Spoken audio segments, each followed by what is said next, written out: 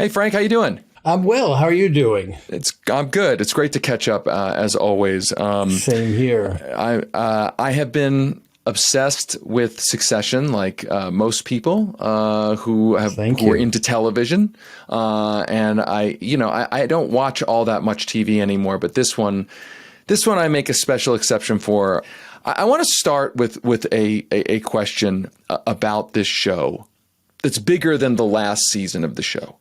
I want to ask a question about what the meaning of the show is, in the sense of it's a show about a media company and the succession of the kids and a media mogul. I just want to start with an open kind of question about, is this show about the wealthy? Is it about the media industry? Is it about, what do you think this show centrally is about, beyond it just being a show about like a rich family? I would answer the question sort of in a reverse way. It seems to me you start with characters in a story. So you start with a family, and a family where forget about what profession they're in or even with their economic bracket, a family where there's a father who doesn't want to let go, who is a lousy father, plays his kids off each other to succeed him in the business, and also for his love as a father, whom he loves most, if at all. And then the other aspects or themes, I think, arrive, as it does in all good drama, from the characters and themselves and their relationships. And so, a lot of people have, certainly we've discussed it in the room and so on, there's obvious resemblance to in some ways to King Lear, but it's not like we started and said, let's do King Lear. That comparison is somewhat heightened by the fact that Brian Cox, as a stage actor, did one of the great King Lears of the past, probably the post-World War II era. But, King Lear a modern production could set King Lear at a media company and do the same play, and you say, oh, it's about a media company. I think we wanted to tell a story of a family. We wanted to do it in this world, which has such an impact on everybody's lives in this era, this continuing era of, burgeoning mass media that just, even in the course of the 6.5 or 7 years we've been working on the show, it's so expanded its reach, but always with the characters. And I think the show works because of the characters as well as they're written and as they're acted. So sure, it has things to say about the media, about politics, about inequality, about class, but its heart, it's about 3 siblings and a parent and a father, the patriarch. Let's talk about the media part and your relationship with the show. I mean, your background is at the New York Times, at New York Magazine. Clearly has a lot of experience in the political media world that this series depicts. The writing team, does it turn to you when discussing plots about the news business or how a newsroom operates? In other words, do different writers have different specialties that they bring to the table when writing something like this? Well, first of all, I'm not a writer on the show.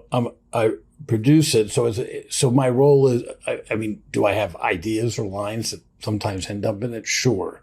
So I'm there. It's almost if there were a journalistic equivalent, it'd almost be like being an editor to some extent and reading scripts, talking about scripts. The fact is that, sure, people ask my 2 cents, but frankly, the level of detail that the writers want, starting with Jesse Armstrong, who created the show, is so intense that I can't hold myself out as even a particular expert. And so we've actually, from the very beginning, gone to consultants who were billed on, in the credits for various areas. So for instance, from the very beginning, we've had a consultant named Marissa Marr, who was for many years covered the media beat, the business side of the media for the Wall Street Journal.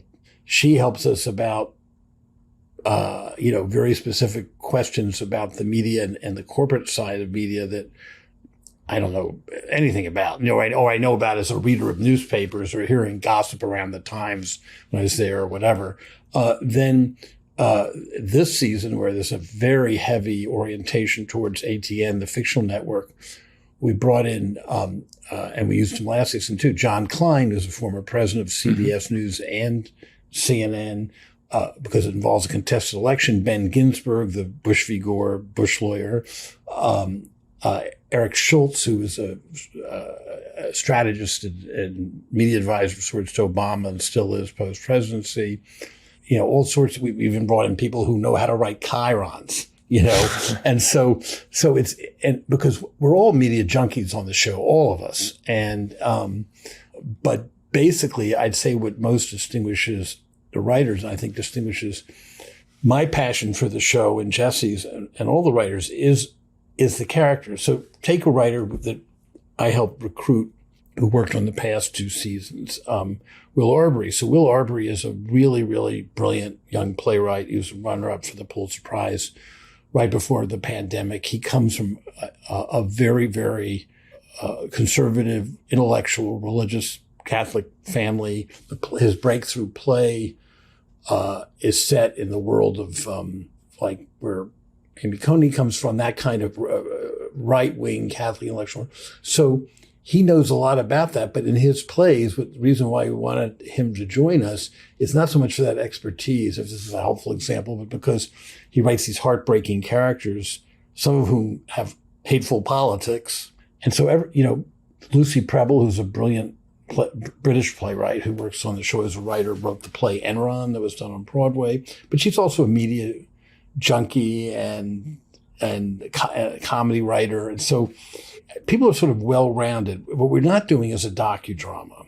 And by the way, if you look at Jesse's previous work, a lot of it has nothing to do with politics or media, including his hit British series.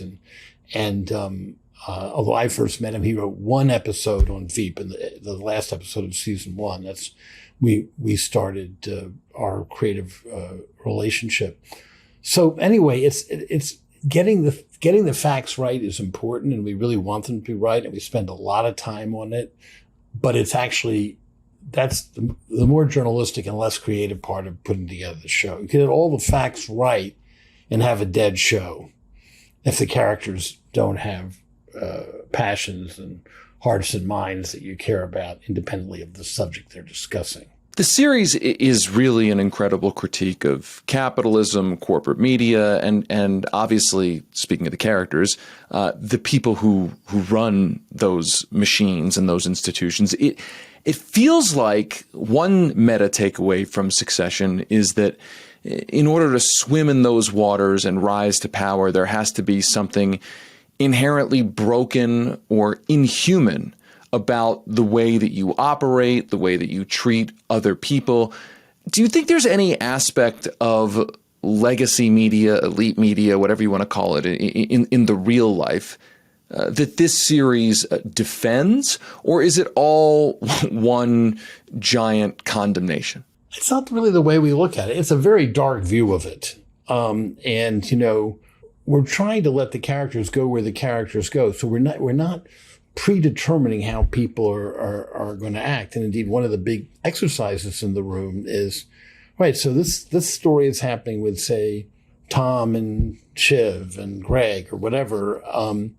What if Greg felt this way about it? What if Roman felt this way about it? We actually play it out to try to find the human truth, because really the easy part is, they would do this. They would manipulate the call of an election, a call of an election. That's the easy part. But how everyone behaves in that moment is what gets us there. And so it's not ever predetermined. And one of the things that's been exciting about the show is everything's always been on the table, constantly evolving. It feels like a living organism. It's been enhanced by a cast that by the end of a season, it's so internalized the roles, and we'd so internalize them that while they're not writing their own lines, occasionally someone will improv a line, but they become part of this organism too. So take something like Logan's death. We actually discussed killing him off in the first season. But when we made the pilot, which ends with him having a stroke, we had not decided yet that he would live on. And then we had when the show was picked up by HBO, we had a 3 or 4 month period where we started a writer's room and started producing scripts, and it remained a lively topic for a little bit. We thought about killing him off last season, and we played out the various permutations. And then if we did kill him off, what episode? And maybe not. Jesse's idea was always, maybe we don't do it in the last episode of a season with everyone gathered around the deathbed. We sort of did that when he was thought to be dying in episode 2 of season 1 anyway. And so everything is sort of open-ended rather than predetermined. And there is a bigger view, I think, that becomes clear of the meta picture of where the series ends up, but it's nothing I can talk about because it will become clear to audiences, I think, in this series finale, which is 90 minutes long. Right. Everyone's waiting. Who watches the show is waiting eagerly to know what's going to happen. I mean, I will say that these characters all seem human in the sense that very few of them are two-dimensional. Right. I mean, like they're able to surprise you.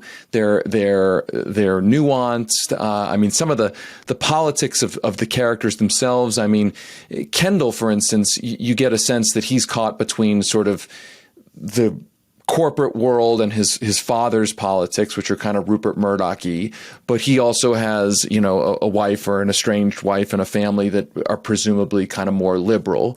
And his politics are sort of he understands, I think, what his father's politics are, but he also has kind of his own politics, and he kind of goes back and forth. And then Shiv is obviously very clear. She's a Democrat. Let's talk a little bit about that choice there, because I think that's actually one of the most profoundly important choices that the show made, which is that Shiv is inside of this Rupert Murdoch-ish world, in which she is a known in the press, in public, as a Democrat, to the point where she was at one point essentially a Democratic consultant for a prominent Democratic senator. Right. That choice doesn't seem like an accident. I just wonder what the sort of choice matrix was behind that. If you can give us some insight into that, into why it was important for her to be, for instance, a kind of known out there Democrat. I think for drama purposes, I don't think there was any great deliberation about it. I think the fact is you don't want every character to be the same, because otherwise then you sacrifice drama if everyone's the same. Someone like that could exist in a very conservative family, even a conservative media family, and keep in mind, she's not the most loyal Democrat in the, not the most, she's sort of somewhat of an opportunistic Democratic centrist is the way I describe her. But, you look at the whether it be the Murdoch daughter who's trying to be a liberal, or the Disney niece who's trying to be liberal, or all these families have that person. And it just makes it more interesting. And then I think you characterize the other politics you mentioned correctly, but look at a character like Roman, who increasingly seems in this season aligned with Menken, this sort of populist, quasi-fascist presidential candidate. But is that what he really believes? I don't know if I can tell you the answer to that. I should be clear. I think actually that one of the things that comes out in these people's politics is that their politics are transactional, or if not transactional, they're just sort of, she happens to be a Democrat. He happens to be a Republican or aligned with the Republicans right now because that's what sort of fits. But I don't think they're ideological at all. Although let's take a moment to explore that for a second, because in the election episode, so you've seen all of these characters who are sort of, they have politics, but the politics are sort of what helps them navigate what they want sort of in the business corporate world. But on the election night, Shiv actually expresses some sort of core ideology, at least about sort of democracy itself. It actually did get to something core, at least in her. And then, of course, Roman says, nothing really matters, which I want to go into for a second. But there was kind of of an admission that there is like a core in there, which frankly was a little bit surprising, because for a while you're kind of like, I'm not sure these people have a core, right? Like, I'm not sure. I don't know where the core is. On the other hand, if Lucas Matson is ready to cozy up to Menken, she just might lose her course. So exactly, it's complicated. I think the important thing you said is it's transactional. So they all think of it, Kendall thinks of himself as having a core. He has children of color, and he doesn't want them to have a racist president. And you feel in the moment when he's fighting with his ex-wife, Rava, you feel he really believes it. But then, something transactional presents itself. And I think that's the real lesson. It was fascinating. The ideological point, I just want to, I don't read everything about Succession. First of all, I would have no life if I did. But I was fascinated that conservative columnists at times attempted, and certainly people don't have to like the show. I couldn't actually tell whether he liked it or didn't like it. But it was fascinating to me about very conservative columnist Ross Douthat, is how you say his name. Mm-hmm. So he wrote this argument that I stumbled upon a few days ago, where he said, there's a lot of good things about the show. It captures the crazy, especially online right, captures the Menkens of this world. It captures the cynicism of Murdoch-esque executives who parrot, at least pretend to like their stuff, but he said what's left out of the show is, he used the phrase, the normal Republicans who don't like the crazy, don't like MAGA basically, but still participate in conservative media because they still are more scared of the left than they are of the crazy right. Well, the normal Republicans in this show, to my mind, are Kendall, Carl, Hugo, Jerry. Yeah, that's right. They're there, and they're presented as complete quislings to this horrible thing that's going on at their own company. So I thought it was fascinating. Conservatives didn't want that kind of person, a Peggy Noonan, whatever, is in the show.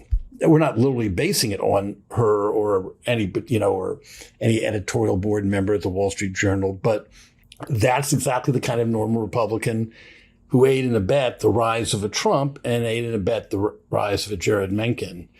So that made me feel very good about the political positioning of the show, because it really got on the nerve of someone who didn't see his own group was represented right in front of his eyes by a half dozen characters. Now, I want to talk about Mencken because I find him to be not as odious a character as he is referred to being in the show.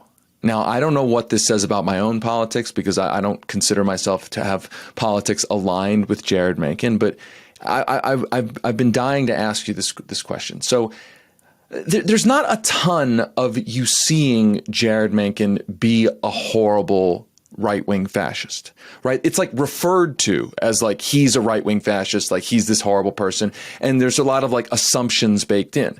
But when you see him, at least in many, there's some parts where he's talking to Roman and he's sort of wheeling and dealing, but in sort of public, he is presenting himself as this principled, ideological, you may not agree with me, but I'm here to tell the truth kind of guy, which contrasts with the other characters on the show who we just talked about, have this sort of transactional, I have no real like compass kind of person. And you can almost see the appeal of a politician like that in a world where people perceive the elites to have no moral compass at all. In other words, this whole I'll vote for somebody who's got principles even if I don't agree with them, to essentially detonate a bomb on a completely corrupt sort of corporate blob. What do you like? So I just ask for your like response on that. Well, I feel there's times where it's clear he's quite right wing, particularly in that last season, that meeting, that conversation in the bathroom, the hotel bathroom with him and Roman. But what I like about, first of all, you have in it, and this applies to several other characters on the show, you have an actor of tremendous wit and charm in the form of Justin Kirk in this case, who great actor.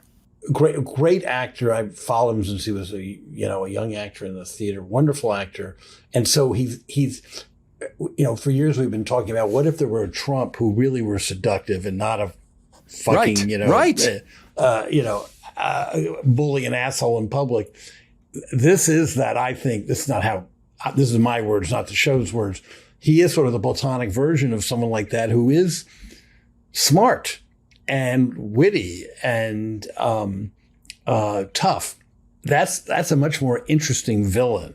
Yes. And he's not a buffoon. He's not Roger Ailes. He's not Trump. He's not even Josh Hawley. And so I think you're right to feel that way, but it's the same thing with some other characters on the show, including at times Kendall. Yeah, for sure. Including at times Logan, who is sometimes the smartest in the room and doesn't suffer fools gladly and has some kind of self-awareness. And again, I think the decision there is just to not make him the cliche fire-breathing, to not make him Brett Kavanaugh, not make him Trump, not make him one of those thugs. I do think the liberal, I wouldn't say a liberal vanity of the show, but I do think there's something baked in, which is frankly, I said this to Adam McKay, who was involved in creating the show. I said to McKay, I was like, listen, man, the thing that freaks me out about Jeryd Mencken is that the show is portraying the election as close. But if the Republican Party nominated a Jeryd Mencken, I think there's a world in which that election is not close, where that election is a 400 electoral vote. Now, maybe not because the red-blue map. But I guess what I'm getting at is I feel like the scary part, a lot of people in the election episode took away, they remember the election night, Donald Trump 2016. By the way, which hit me pretty hard because I was actually hanging out with some of the cast that night because they were in New York for the table read at Adam's place. Yeah, we had the table read that morning. And the only reason I wasn't at that party is I had to write about the election for a New York magazine on deadline that night. I saw Jeremy Strong at the opening of Don't Look Up, and I didn't know if he'd remember me, and he came right up to me and was like, man, I still think about those conversations we had that was in 2016. You and McKay freaked me out. You said it looked like Trump was going to win, and I didn't want to believe you, and it actually happened. But I think what I'm getting at is that a lot of people seem to take away, I remember it's the night of 2016, how scary it is, and it was all close, and who's going to call it. I took away part of that from that episode was you're being nice to me by saying this would have been a close election, but I see in Jeryd Mencken, if the Republican Party ever actually figured it out and could create a nominating process where they could get a Jeryd Mencken, who on the surface seems likable, charismatic, principled, et cetera, that's a nightmare scenario, I think, for the country. And I've always said that and wrote about it. I mean, thank God if we have to have a Trump, thank God it's Trump who is unappealing and incompetent for the most part. That said, I think you can't do the literal translation into our fictional world because you don't know anything about Jimenez, his opponent. Sure, for all the audience knows, Jimenez is, Jack Kenney times 3 in his charisma and so on. He's hardly even seen in the show. Right. And so I wouldn't, I get your thesis, but I think it's sort of apples and oranges to compare it to a fictional world like ours. Sure. I just know that the scary thing about Jeryd Mencken, in my view, is seeing kind of, granted in little bites, is seeing what a charismatic, seemingly principled, somewhat appealing, right-wing, quasi-authoritarian, quasi-fascist candidate, what it could look like in the real world. Now, granted, with an asterisk, if the Republican Party could actually nominate somebody like that, which I'm not sure that they're... And by the way, just to question the premise of it, a premise that I've shared and have been in print about in years past, it may be that those two things don't really go together. It may be, Hitler was comical and was a comical lunatic. I'm not making a glib Hitler comparison to either Mencken or Trump, but just sometimes Joe McCarthy was a crazy person and came across that way on television. So it's all very, very speculative. But the fact is, and also we look at the Republican Party field, they don't have that person. I mean, no, they don't. Ron DeSantis is not. Ron DeSantis, I think, thinks he's that person. Yeah. But he's, comes across as a child, really. Anyway. No, you're right. That's what I mean. Like McKay and I were debating. This was a couple of years ago. I was like, man, I think if the Republicans figured out to go like 1 or 2 clicks more normal from Trump, a kind of smart authoritarian, that would be dangerous. And McKay, he was like, I don't think the Republican Party's like nominating process can produce that. I think they're going to produce like Marjorie Taylor Greene or like something even more circus and even more zany, because that's the sort of arms race on their side. Adam may be right about that, but it's also, or not, because look, the whole thing that's going on now with abortion, with suburbia, they don't know what the hell they're doing. But I would go back to your original premise. If someone like a Menken, played by someone like Justin Kirk, with that kind of mixture of sort of charisma and gravitas and conservative politics, were running against a generic Democrat, we'll say Joe Biden, it might not be close.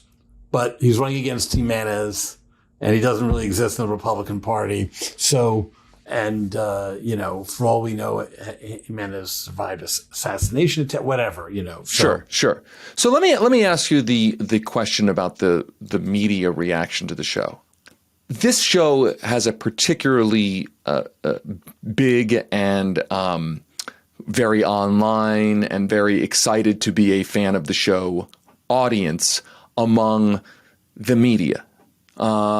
Which is not surprising. I mean, there's, the old broadcast news line for, never forget we're the real story, not them, which is one of the great lines in all of movie history, in my view. I agree. I love that movie. Such a great movie, such a great line. It completely holds up. It holds up better than Network. For me. I like watch it like once every 3 months, just because it holds up so much. It's almost eerie.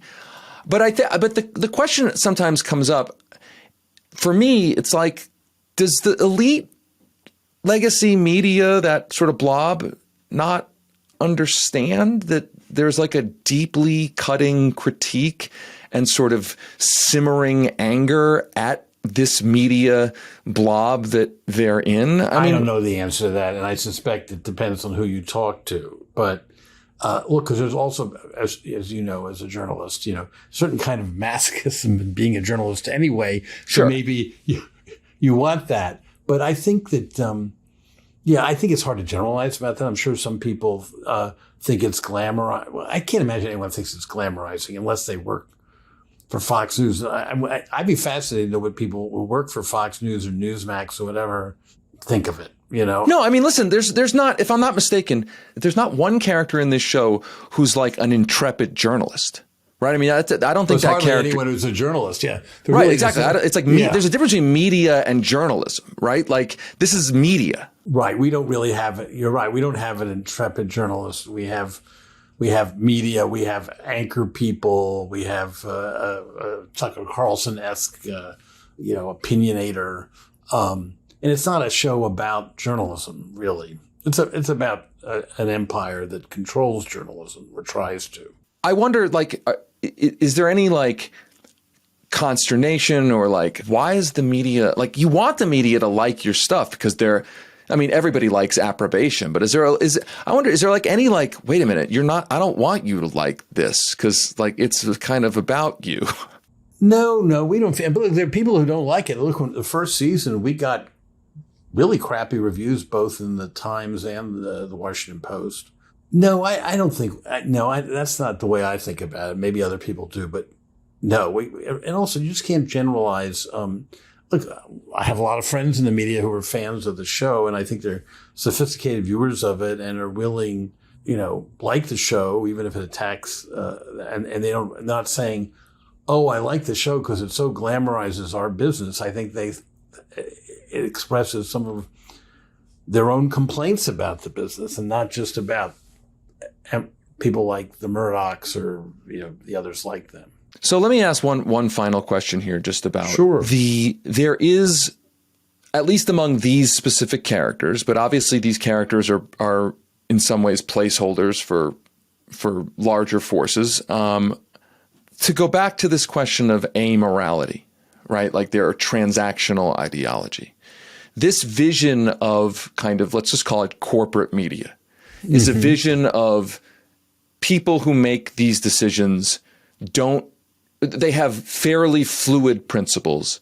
They have fairly fluid political affiliations, fairly fluid ideologies that change in any different circumstance.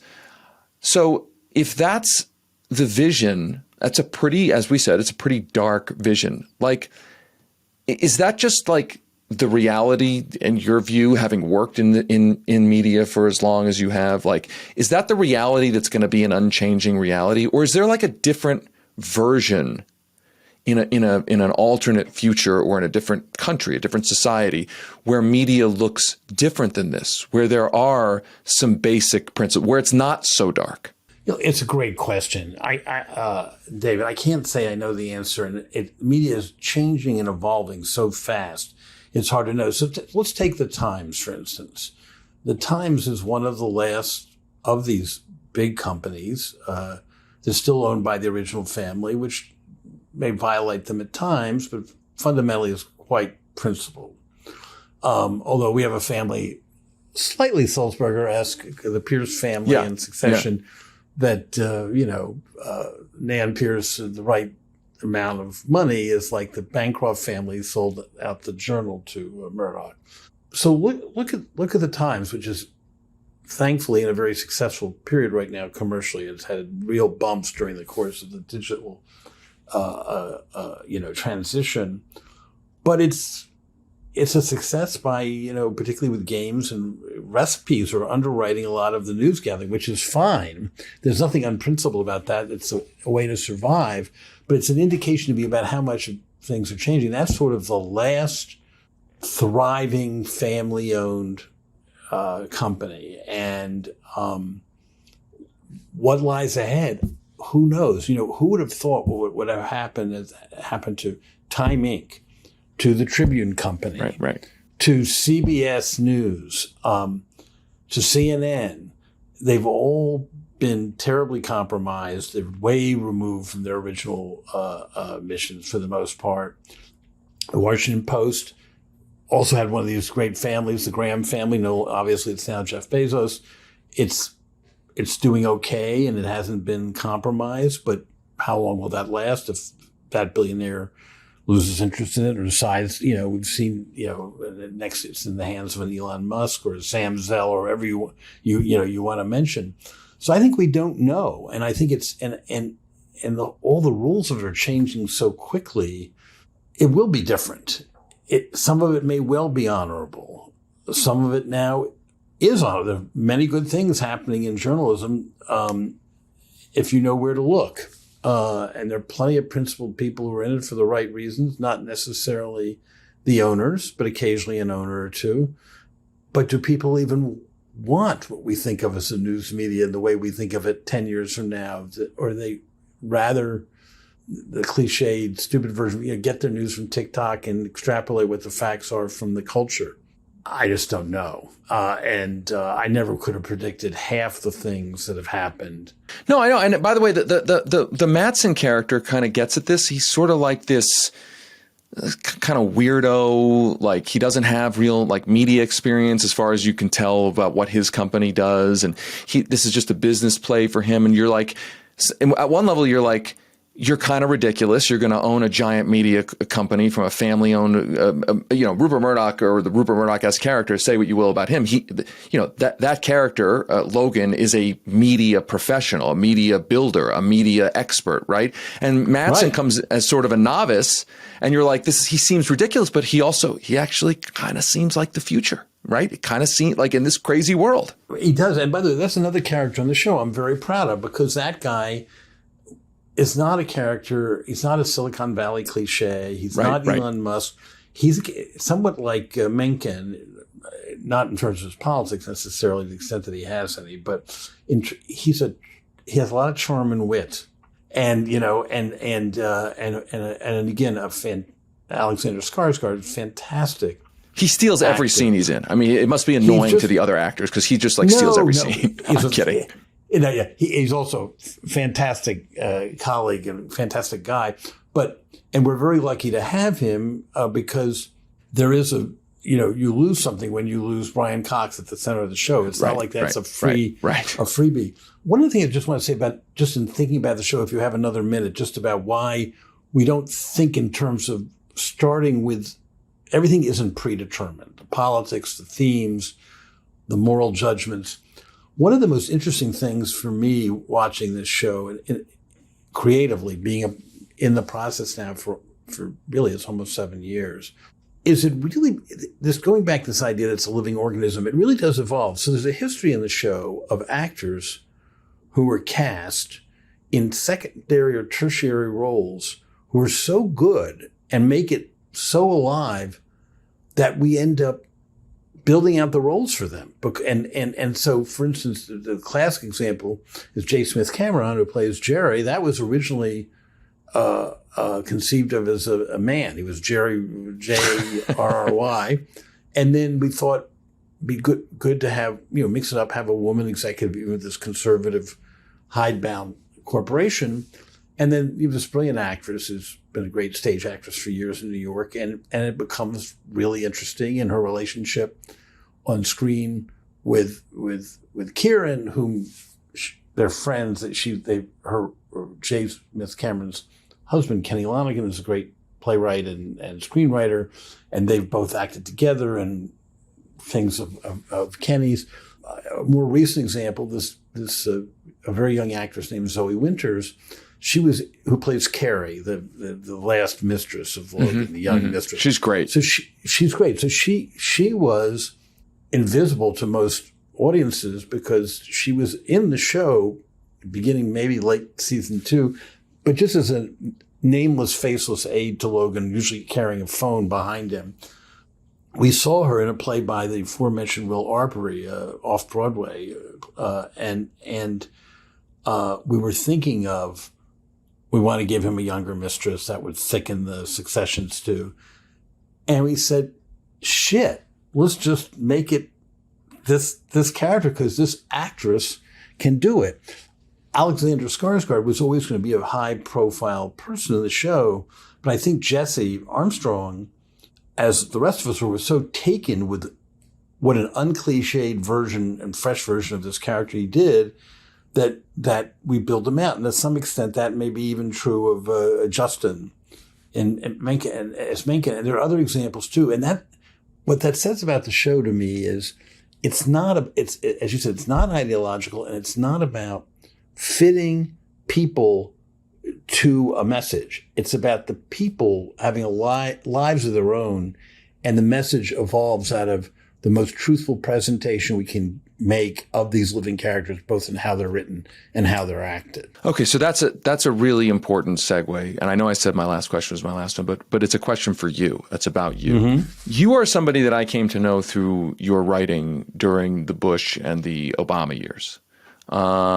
And you really, I'm not just saying this because you're here, you were like one of the very few people who I would read and be like, thank God someone gets it, like at a deeper, non-bullshit level, right? Like I really mean it. Like it was for like thinking people who didn't just want red, blue stuff, who wanted like a deeper, more honest analysis. Like I felt like you were like a beacon of light in a really dark time. And I want to be clear. I mean that both through the Bush years and into the Obama years, the financial crisis. I mean, you have a piece that I just sent to a friend last week about the Obama, like they were a younger person. I was like, Obama, the financial crisis, like he wasn't all perfect. Like just read this one piece.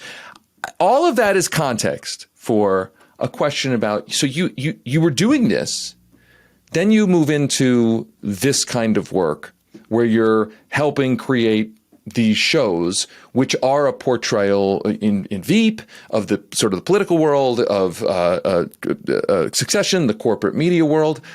What was that transition like of like weighing in every week, sort of very publicly in the identifiable political world, and then transitioning to the world that you're in do you miss weighing in? Is this like a different way to weigh in it may not be, because you sort of are saying, look, it's not an ideological show. It's about the characters. Like, I just wonder, like, your own kind of work satisfaction, how you think about it, that transition, because that's a big transition. It is and it isn't. It's a very good question. I'll try to give you the short answer. First of all, I grew up in Washington, D.C., around politicians. My family was not in politics, but I was always a news and political junkie, but I was also a theater nut. And I was obsessed with the theater, and still am. And indeed, before I was an op-ed columnist at the Times, I was the chief drama critic for 13 years. And a period of the Reagan era, and indirectly, a lot of that, one of the big plays I reviewed, for instance, was Angels in America, and August Wilson plays, was dealing with politics. As a columnist, I started to get the Bush years. I really felt very strongly about, as you were just saying, and I felt very strongly about Obama, including when he was less successful than one might want.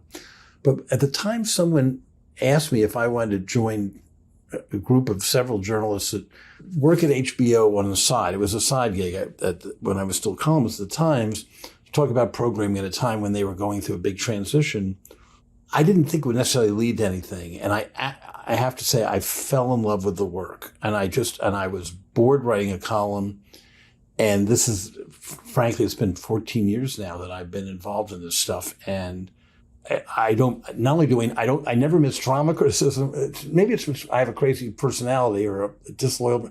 I don't miss being a columnist. By the way, I kept writing serious, in my view, and even more, I hope even deeper opinion pieces for the Times and New York Magazine as I began this career. But ultimately the work, particularly when Succession kicked in on top of V, became so enormous, I had to cut it back. I started writing one piece a month for New York Magazine. There was one piece every 3 months. I'm still on staff there and may yet write again.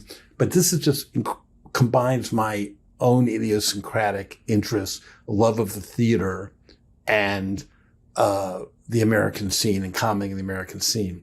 One other thing relates to journalism about this. One of the things I missed in journalism in the later years is I like the newsroom. I'm sure you felt the same way. I like walking in. I like the camaraderie, the kind of front page-ish atmosphere. Once digitalization happened, it vanished. There was no reason for a newsroom. No one had to come in to turn in their copy. You literally had to physically turn it in, when I began at the Times, or do it on a dedicated word processor in the newsroom. You go on a set for a show. There are 150 people. There are brilliant people. There are artists. There are cameramen or artists. There are makeup people. There are stagehands. There are actors. There are people who are hacks. There are people who are divas. There are all of that. And it felt like a newsroom to me. But the best thing is you can make it all up and still have to. and so it's just been a blast. And I think, like a lot of people in Succession, it's been such a great ride. It's hard to let it go, but I think we're letting go in the right way and getting off the stage before we start repeating ourselves too much. Oh, and I should say that one of the best little commentaries I saw on social media was and if you want to answer this, you can, or we can just let it lie, is whether the show is ending by making the characters so horrible that you're like, you as the viewer is like okay with it ending. Like, it's like, dude, I can't take any more of you, like Kendall or like. No, I think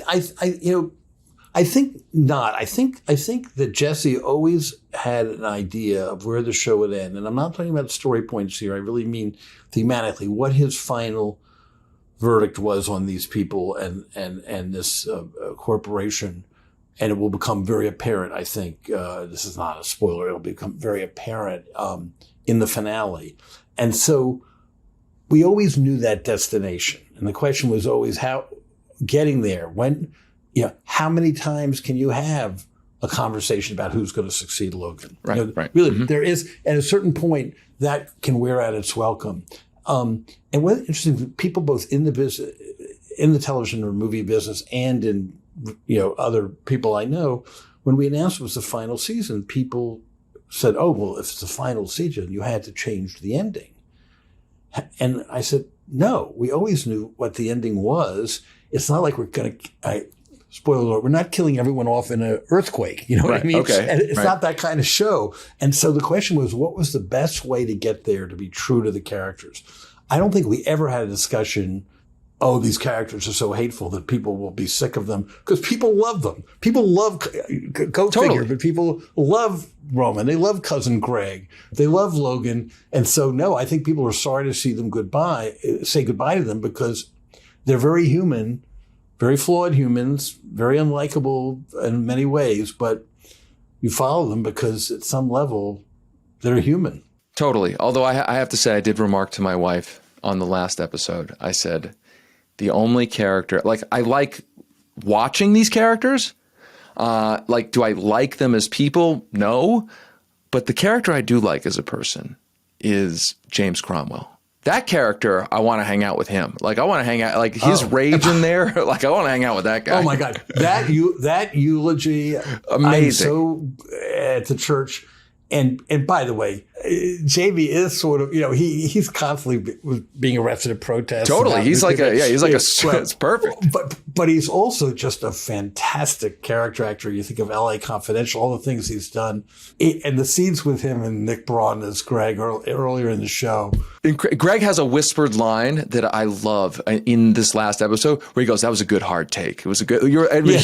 6 seconds before he's like, "Don't go up there. Don't go up there." It was like exactly the same guy who was going to sue Greenpeace. It's like anyway. It's and there's a wit. There's a wit, and there's even a wit. Even though Ewan has an obvious contempt for the entire family and certainly for Greg, but there's a wit in their shadow boxing, and that just. Oh God! But also in that last speech, that eulogy, beyond the politics of it and what he has to say about Waystar and Logan's media, but thinking that he gave his sister polio, all that stuff is just so powerfully affecting. However much you might hate Logan, it's real. It's real. Yes, and I think that is why people really love this show, and I cannot wait until Sunday to see it. I do, as I've said to a bunch of people lately, like, I've got two things right now that are like my like guilty pleasures. It's Denver Nuggets basketball and Succession. So I cannot wait till Sunday. Frank Rich, I should remind everybody, is an executive producer on the HBO series Succession. And I should mention also White House Plumbers, which I am watching and I also love. And he still is a writer at large for New York Magazine. The series finale of Succession airs on HBO this Sunday. Frank Rich, thank you for taking time. Thank you for your writing in the past. And thank you for being part of this show. And I should add one last thing. The fact that your writing, that I know you from your writing, means that I am ascribing a large part of the genius of this show to you. Whether it's deserved or not, I can't see behind the scenes, but like that's in my narrative. So like big credit to you for helping make such a great show. Thanks again, man. Thank you. Great to talk to you, David, as always.